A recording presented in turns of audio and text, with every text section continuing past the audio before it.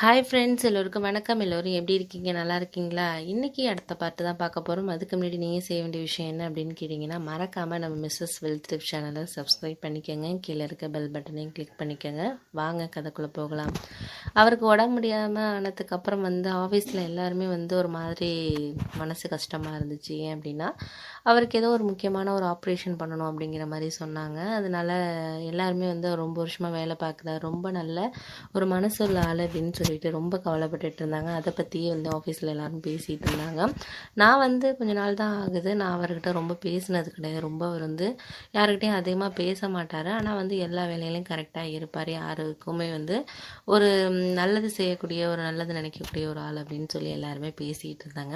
அதுக்கப்புறம் மேனேஜர்கிட்ட போயிட்டு நான் போனேன். இது மாதிரி என்ன டீட்டெயில்ஸ் எல்லாம் கேட்டார், ஹாஸ்பிட்டலில் என்ன சொன்னாங்க என்னென்னு கேட்டார். நான் அழைச்சிட்டு போனதுனால நான் சொன்னேன், இது மாதிரி சொல்லியிருக்காங்க சார், ரிப்போர்ட் நாளைக்கு வாங்கிட்டு போகலாம், இப்போதைக்கு வீட்டுக்கு அழைச்சிட்டு போங்க அப்படிங்கிற மாதிரி சொன்னாங்க. எனக்கு ஒன்றும் புரியலை. அதனால் நான் அவங்க வீட்டில் கொண்டு விட்டுட்டு நான் வந்துட்டேன் சார். அதுக்கப்புறம் கால் வந்ததுனால ஆஃபீஸ்லேருந்து அப்படின்னு சொல்லி சொன்னேன். அதுக்கு அவர் ரொம்ப நல்ல மனுஷன், ரொம்ப கஷ்டப்பட்டவர். இப்போ தான் ஓரளவு அவர் எல்லா கடன்லாம் முடிச்சுட்டு இப்போ தான் ஒரு நல்ல நிலைமைக்கே வந்திருக்கு அவர் ஃபேமிலி. இந்த நேரத்தில் இவளுக்கு இப்படி ஆயிட்டே அப்படின்னு சொல்லிட்டு ரொம்ப சொன்னாங்க. மேனேஜர் ரொம்ப ஃபீல் பண்ணார். எனக்கு ரொம்ப அவரை பர்சனலாக ரொம்ப பிடிக்கும் ரொம்ப அவரை அப்படின்னு சொல்லிக்கிட்டு இருந்தார். சரி சார், நான் வேணால் நாளைக்கு போய் அவங்க வீட்டில் வேணால் நான் பார்த்துட்டு வரட்டுமா அப்படின்னு சொல்லிட்டு கேட்டேன்.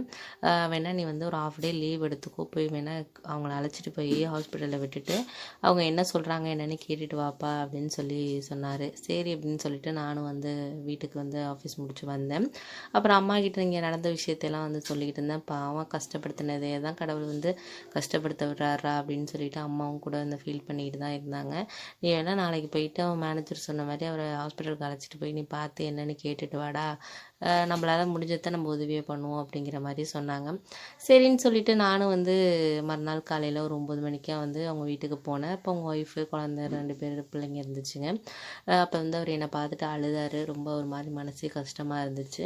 நீங்கள் கவலைப்படாதீங்க சார், ஒன்றும் ஆகாது, உங்களுக்கு எல்லாம் சரியாயிடும், நீங்கள் அதை பற்றி ஃபீல் பண்ணாதீங்க அப்படின்னு சொன்னேன்.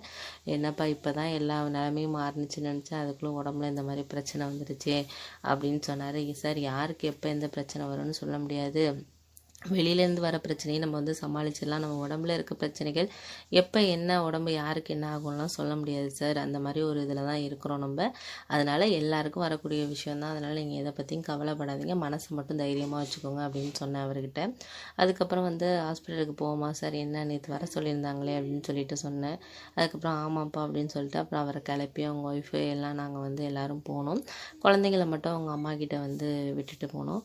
அதுக்கப்புறம் ஹாஸ்பிட்டலில் ஒரு 1 ஹவர் ஆணுச்சு. அதுக்கப்புறம் சொன்னாங்க, இது மாதிரி ஒரு சின்னதாக ஒரு ஆப்ரேஷன் பண்ணணும் அப்படிங்கிற மாதிரி சொன்னாங்க. அதுக்கு ஒரு 50,000 ஆகும் அப்படிங்கிற மாதிரி சொல்லி எல்லா விஷயத்தையும் சொன்னாங்க.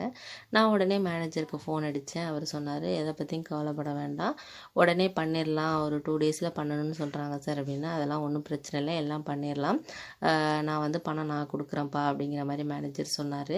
அதுக்கப்புறம் அவர் மேனேஜர்கிட்ட அவர் பேசினார். ரொம்ப தேங்க்ஸ் சார், எனக்கு இந்த ஹெல்ப் பண்ணுறது அப்படின்னு, உங்களுக்காக இது கூட நான் பண்ண மாட்டேனா அப்படின்னு சொல்லி மேனேஜர் சொன்னார்.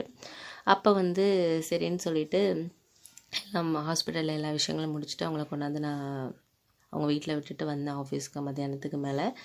அப்போ தான் நான் போயிட்டு அவரை பார்த்து எல்லாம் சொன்னேன் இது மாதிரின்னு. அதெல்லாம் ஒன்றும் கவலை இல்லை, நீ கொஞ்சம் அவரை அழைச்சிட்டு போகிறது பண்ணுறது மட்டும் நீ பார்த்துக்கோ. ஏன்னா வேறு கார்லாம் எடுக்கணுன்னா காசு நிறைய கொடுக்குற மாதிரி இருக்கும் ஹாஸ்பிட்டலுக்கும் அதுக்கும். அதனால் நம்ம ஆஃபீஸ்காராக இருந்தாலும் பரவாயில்ல, நீ எடுத்துகிட்டு போ, ஒன்றும் பிரச்சனை இல்லை, நான் பார்த்துக்கிறேன் அப்படிங்கிற மாதிரி சொன்னார். அதுக்கப்புறம் ஆப்ரேஷனுக்கு தேவையான பணத்துக்கு நான் தான் எல்லாத்தையும் ஏற்பாடு பண்ணிட்டு தரேன், ஒன்றும் நீ அதை பற்றிலாம் இது பண்ண வேண்டாம், நீ கூட அழைச்சிட்டு போகிறதுக்கு மட்டும் போயிட்டு வா அப்படிங்கிற மாதிரி என்கிட்ட சொன்னார். சரி சார்னு சொல்லிட்டு அப்புறம் 2 நாளில் அவருக்கு ஆப்ரேஷன் பண்ணாங்க. நான் கூட இருந்து எல்லா ஹெல்ப்பும் பண்ணேன்.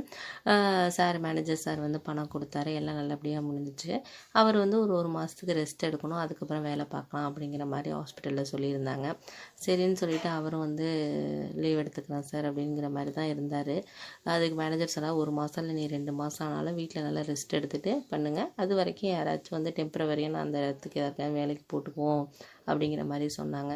சரின்னு சொல்லிட்டு அவரே அந்த ஹாஸ்பிட்டலில் இருந்தவரே சொன்னார், என்னோடய ஒய்ஃபோட தங்கச்சி ஒருத்தவங்க இருக்காங்க சார், அவங்களுக்கு கணவர் இறந்துட்டாரு.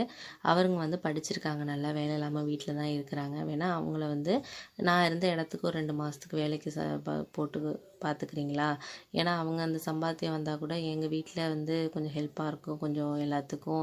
அவங்க ஹஸ்பண்ட் வந்து எங்கள் வீட்டோட தான் இருக்கிறாங்க அப்படிங்கிற மாதிரி சொன்னார். சரின்னு சொல்லிட்டு மேனேஜரும் சரி அவங்கள நாளைக்கு வர சொல்லுங்கள் அப்படின்னு சொன்னாங்க. அப்புறம் என்கிட்ட மேனேஜர் அதை பற்றி சொல்லிக்கிட்டு இருந்தார். இது மாதிரிப்பா அவரோட வந்து ஒய்ஃபோட தங்கச்சியா அவங்க வந்து வராங்களாம், நம்ம அதை பார்த்துட்டு அவங்க ஓகேவாக இருந்தால் அந்த பொசிஷனுக்கு அவங்களே நம்ம அப்பாயிண்ட் பண்ணுவோம் அப்படிங்கன்னு சொல்லி பேசிகிட்டு இருந்தார். அதுக்கப்புறம் என்ன நடந்துச்சுன்னு நான் அடுத்த பாட்டில் உங்ககிட்ட சொல்கிறேன் ஃப்ரெண்ட்ஸ்.